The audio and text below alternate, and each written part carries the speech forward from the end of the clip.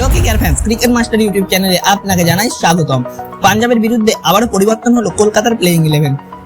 পাঞ্জাবের কাছে এবং গুজরাটের কাছে ব্যাক টু ব্যাক হারার পর কলকাতা পয়েন্টস টেবিলে 7 নম্বরে এসে অবস্থান করছে। কেকেআরকে এখান থেকে কামব্যাক করতে হলে টিম পরিবর্তন করা আবশ্যক।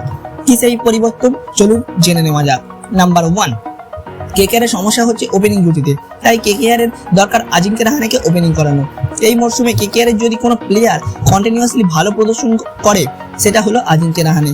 আর তাছাড়া বলা যায় তিনি প্রত্যক্ষভাবে না হলেও পরোক্ষভাবে ওপেনিং করছেন, অর্থাৎ কেকেআর এর ওপেনিং জুটির একটি উইকেট 2 ওভারের মধ্যেই পড়ে যাচ্ছে। তারপর 3 নম্বরে ব্যাটিং করতে আসছেন আজিঙ্ক্য রাহানে। তার মানে এক প্রকার আমরা বলতেই পারি ওপেনিং করতে আসছে আজিঙ্ক্য রাহানে। এই 2 ওভার পরে আসার থেকে ভালো প্রথমেই নেমে পড়া, কারণ রানটাও যেমন বেশি হবে তেমনি নিচে অন্য প্লেয়ার খেলারও সুযোগ পাবে। নাম্বার 2, ভেঙ্কটেশ আইয়ারের জায়গায় নিয়ে আসতে হবে মনীষ পান্ডের মতো ভয়ঙ্কর খেলোয়াড়কে। ভেঙ্কটেশ আইয়ারের ব্যাপারটা হচ্ছে পুরোনো দিনের টিউবলাইটের মতো, কোন ম্যাচে জ্বলবে কোন ম্যাচে জ্বলবে না আমরা কেউই জানি না।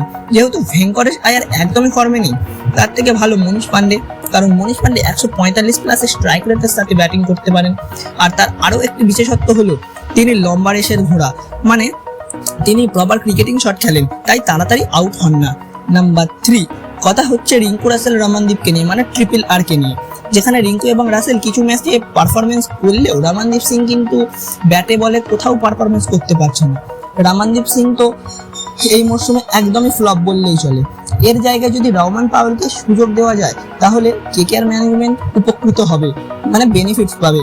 কারণ রহমান পাওয়েল আইপিএল এর 150 প্লাসের স্ট্রাইক রেটের সাথে ব্যাটিং করেছিলেন এবং বোলিংয়েও ভালো প্রদর্শনী করেন, কিন্তু পাচ্ছে না একবারও সুযোগ, তাই সুযোগ দেওয়াটা জরুরি। বন্ধুরা, আজকের ভিডিও এখান পর্যন্তই। এইরকম ভিডিও দেখতে চাইলে আমাদের চ্যানেলটিকে করে দিন সাবস্ক্রাইব। আমরা আপনাদের জন্য এইরকম ভিডিও আনতে থাকবো। ধন্যবাদ।